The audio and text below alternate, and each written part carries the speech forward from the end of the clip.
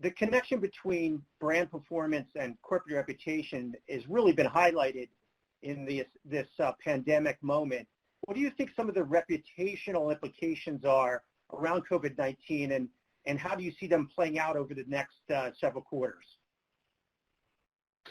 Yeah, it's interesting because we're already seeing these news stories and even websites popping up talking about brands and companies and individuals of who have been doing it right from the reputation and who haven't. And as Henry Ford stated, you can't build a reputation on what you're going to do.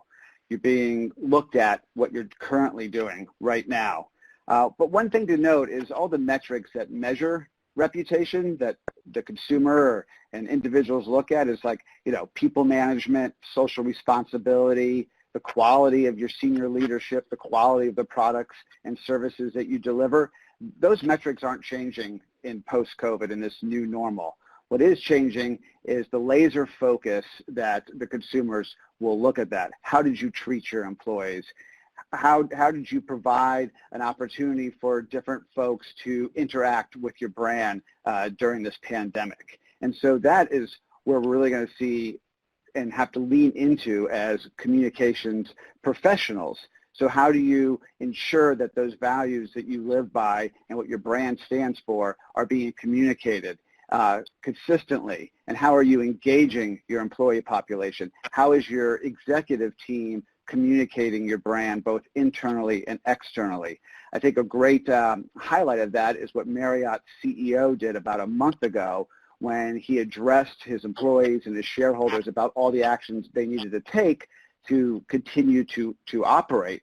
Now that video went viral, and it really showed in a very transparent way living the values what the Marriott brand was.